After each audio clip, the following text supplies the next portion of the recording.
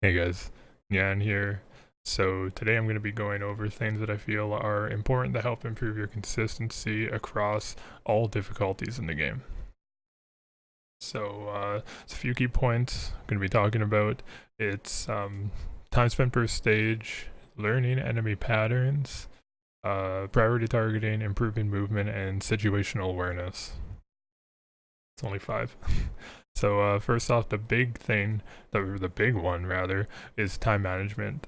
So in this game, think of time as a resource and really limit yourself to X amount of time per loop, but then divide that time evenly, well, not evenly, but divide that time between the four stages, where the first two stages you want to spend less time on, and the second or the last two stages in a loop you want to be spending more time on.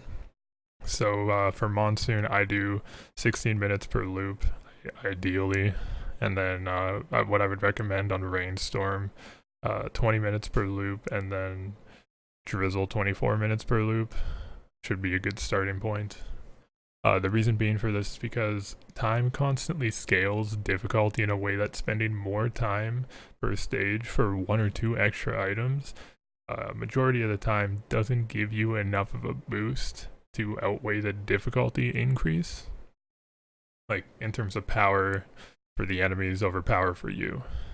The second thing I would highly recommend is to learn enemy patterns. And I mean, that might sound obvious, but I mean, when you really look at how your runs are ending, there are certain attacks that you're probably getting hit by constantly. That being Elder Lemurians and Imp Overlords, probably the two biggest things that end the majority of runs the first time. So, working on dodging those things or learning how to dodge those two enemies consistently will go a long way.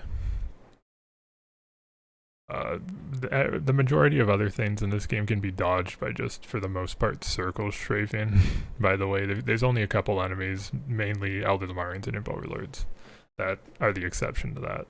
So next up, I would say would be priority targeting, and no, that doesn't mean just focus the boss the entire fight, because I mean, eventually hard trash mobs are going to spawn, but depending on your mobility, you may not need to split your focus right away, and you can keep focusing the boss. Like, there are exceptions. So I mean, you have to judge the situation. Like, if you have a Hoppo Feather, Wax Coil, and some good movement, you can pretty much focus almost any boss.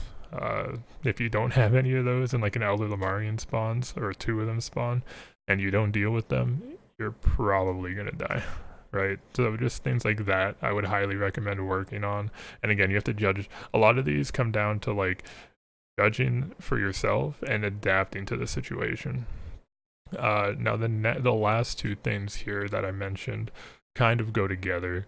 They're improving your movement inside and outside of combat, as well as situational awareness of just while in combat, what's around you, what can attack you. Like, has a Titan started charging his laser, things like that. And a lot of that just comes with time, with movement. I did say in and out of combat.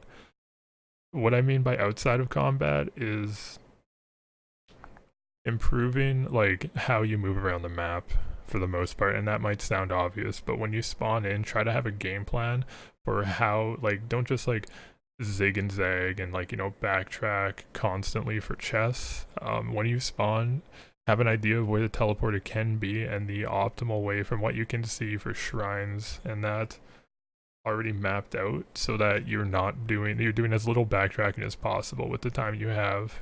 Inside of combat is just little things like certain characters like Commando can you can use his role in a way in combat, like into terrain, to like give yourself insane verticality. I'd have to show that off, but some of the characters they have little gimmicks like that in combat that you just kind of, again, you get a feel for the more you play the game. So that's everything, guys. Hopefully this kind of helped. I'll see you guys again tomorrow.